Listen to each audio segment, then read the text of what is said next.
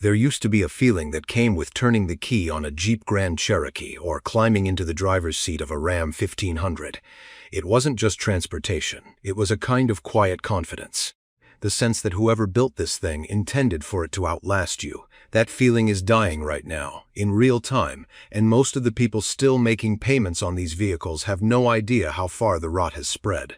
Before we go further, if stories like this one, the kind that dig past the press releases and actually explain why a giant company is bleeding out, are the kind of thing you want more of, this is exactly the corner of the internet for that. Stay a minute, because what you're about to hear gets worse before it gets better. Here is where things stand right now, in the summer of 2026. The parent company behind Jeep, Ram, Dodge, Chrysler, and Fiat has lost roughly 2/3 of its market value from its 2024 peak. Its stock recently touched a 52-week low near $5 a share on the New York Exchange. A stunning fall from a stock that traded above €21 in Milan just 2 years earlier. A major banking analyst firm downgraded the company to a sell equivalent rating within the last week, citing something that should alarm every owner of one of these trucks. Dealer lots in the United States are now sitting on 93 days' worth of unsold inventory. Roughly 120,000 more vehicles than the same point last year. That is not a company that has stabilized. That is a company where the warehouse is filling up faster than the front door can empty it. And here's a detail almost nobody outside the industry press has connected the dots on. This same company has filed 19 separate vehicle recalls in 2026 alone, covering 2.5 million vehicles. In barely 6 months, 19. Before July, that pace of recalls is not a coincidence sitting next to a collapsing stock price. It's the same disease showing up in 2 different places at once, a company that spent years cutting costs in the exact departments responsible for catching problems before they reach your driveway. How a merger built to look unstoppable started rotting from the inside. Rewind to 2021.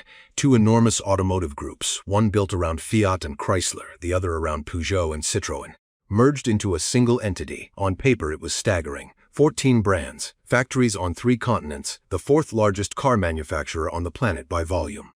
Investors were told this was the combination that would finally give American brands the European engineering and the European brands the American market share they'd both been missing.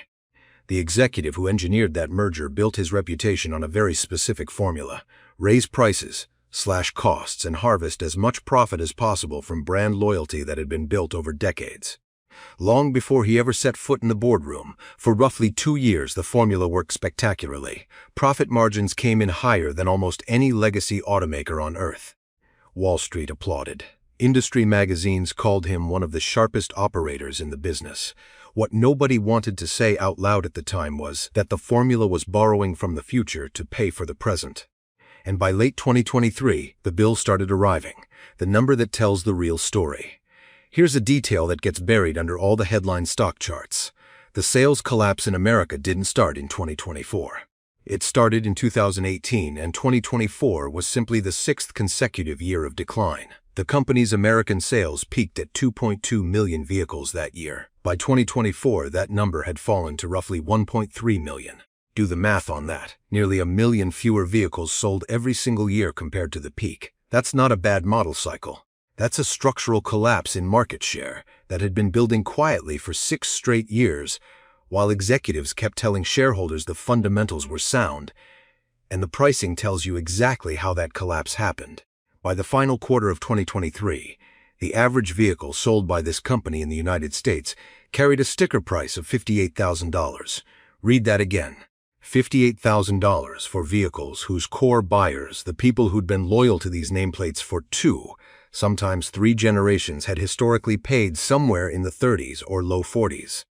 These were Ram trucks and Jeep Grand Cherokees being priced as if they were competing with German luxury brands, without the fit, finish, or reliability record to justify a cent of that gap. Buyers noticed. They walked across the lot to a Ford or a Chevrolet showroom, and enough of them stayed there that it started showing up in 6 consecutive years of falling sales. What happened to the muscle cars, and why it matters more than people think. While competitors were pouring money into redesigned trucks and new SUV platforms, investment in the American brands under this parent company slowed to a crawl. One brand in particular paid the price for that neglect: the one built entirely around loud, unapologetic gasoline-powered performance for decades. That brand's two flagship muscle cars ran on a large displacement 8-cylinder gasoline engine, the kind of engine philosophy that says more cylinders, more combustion, more raw mechanical feedback rather than more computer-managed efficiency. These cars weren't fuel sippers. They were beloved anyway, by regular working people from Memphis to Milwaukee who wanted something that didn't apologize for existing. The company killed both cars at the end of 2023. What replaced them should have been the product of years of careful development. Instead, an electric successor arrived to a lukewarm reception, a steep price tag, and a charging network that simply wasn't ready to support it. The loyal buyers who had kept that brand's identity alive for 2 decades felt something specific, abandoned, not evolved past. Here's the detail that most coverage skipped entirely: the same pattern repeated with the flagship pickup truck line just 1 model year later. For 2025, the company pulled its legendary 5.7-liter V8 out of its best-selling truck entirely, betting everything on a smaller turbocharged 6-cylinder. And then something rare happened in the corporate world. They admitted, on the record, that they'd gotten it wrong. Internal research found that roughly 40% of that truck's buyers said they simply would not purchase one without the V8 available. Rather than dig in, the truck brand's own chief executive said publicly, in almost exactly these words, that the company had made a mistake and had fixed it. The V8 came roaring back for the 2026 model year, this time wrapped around a mild hybrid system. And pre-orders reportedly topped 10,000 units within days of the announcement. It's one of the only genuinely encouraging data points in this entire story, and it tells you something important. When this company actually listens instead of dictating from a spreadsheet, people still want what these brands used to represent. If you're finding these connections useful, the kind of context that never makes it into a 30-second news clip, take a second to follow along here, because we're about to get into the recalls. And it gets uncomfortable. The recalls nobody wants to talk about at the dinner table. Between 2022 and 2024, this company issued more vehicle recalls across its American lineup than any other automaker operating in the United States.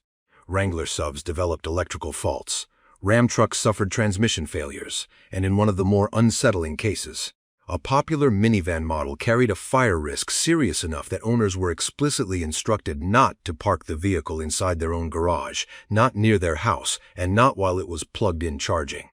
Because it might ignite. Sit with that for a second.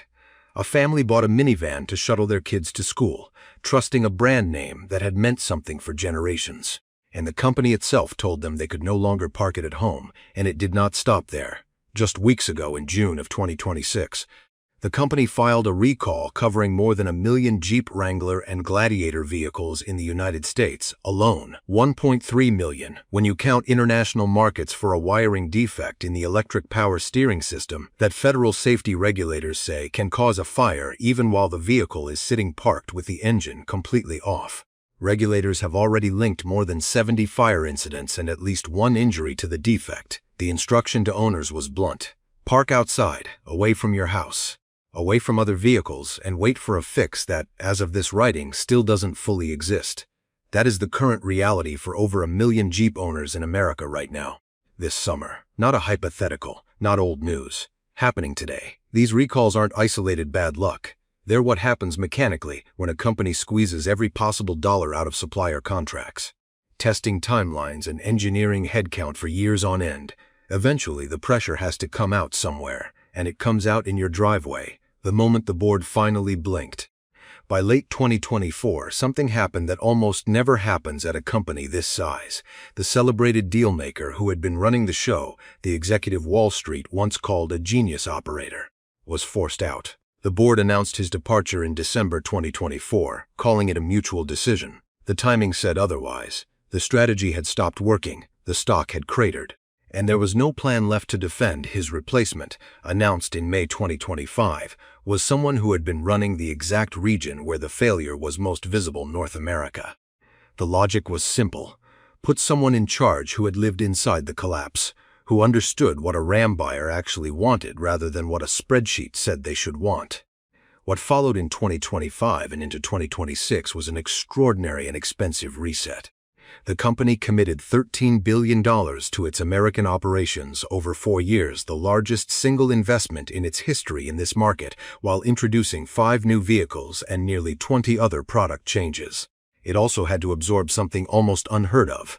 A €22 billion charge tied to admitting its electric vehicle rollout had been wildly overestimated, essentially writing off years of investment because the demand simply wasn't materializing at the pace leadership had promised investors. The first quarter of 2026 brought a genuine return to profit. Roughly €377 million, reversing a loss from the year before.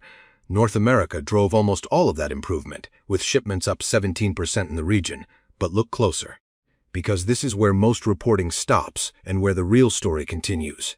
The profit margin in North America came in at just 1.6%, far below what a healthy truck and SUV business should generate. And a large chunk of that quarter's earnings came from a one-time accounting benefit tied to expected future tariff refunds, not from actually selling more vehicles at healthier margins. Strip that one-time gain out, and the recovery looks a lot shakier than the headline suggested. The stock dropped 10% the day those details became public, its worst single day since February. The pressure that never lets up. Layer onto all of this a trade war. Tariffs on vehicles built in Europe and shipped into the American market rose to 25% this past spring. A direct hit to a company that still builds a meaningful share of its vehicles overseas before selling them here.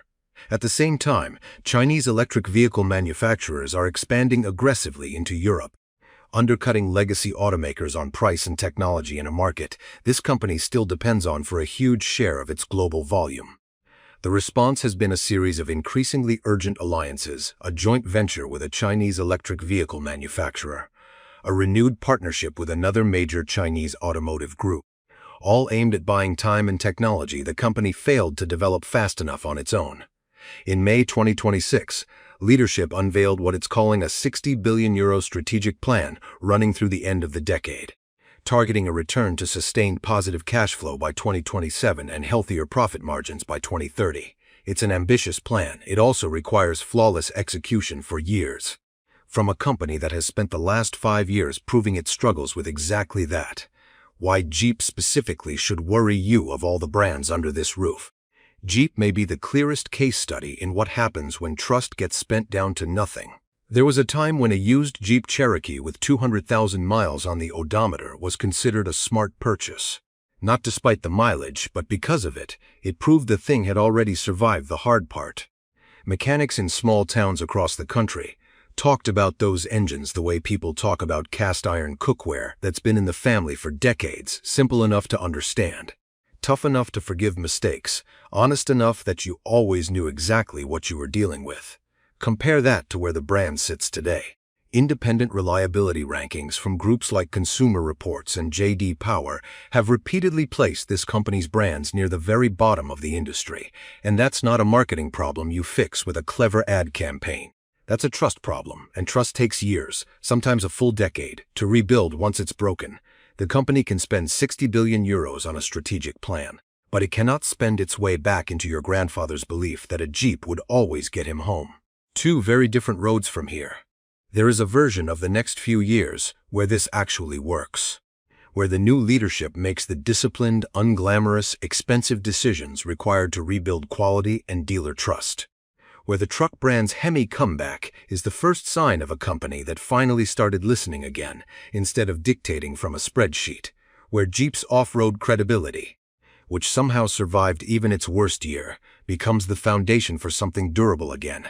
And there is another version, the one where the cuts already went too deep, where the engineering talent that left during the lean years doesn't come back, and where these brands slowly fade into something that still exists on a dealership sign, but no longer means anything specific to the people who buy it. Which version happens is being decided right now, in meetings most of us will never see, in a headquarters building in Michigan, by executives balancing shareholder pressure against the very real cost of doing this properly. If you own one of these vehicles, here is the honest advice. Watch your trade-in value over the next year. Watch whether the reliability rankings actually move, or whether they stay stuck at the bottom. And watch whether the new vehicles promised for the next 18 months actually show up in dealer lots fully funded and built, or quietly vanish the way so many auto show concepts have before. This story isn't finished. It's being written in real time, one recall notice and one earnings call at a time, if you want to be here when the next chapter drops, because there will be a next chapter. Probably sooner than anyone at that company would like. This is the place to stick around for it. Subscribe, keep this channel in your feed, and I'll see you in the next one.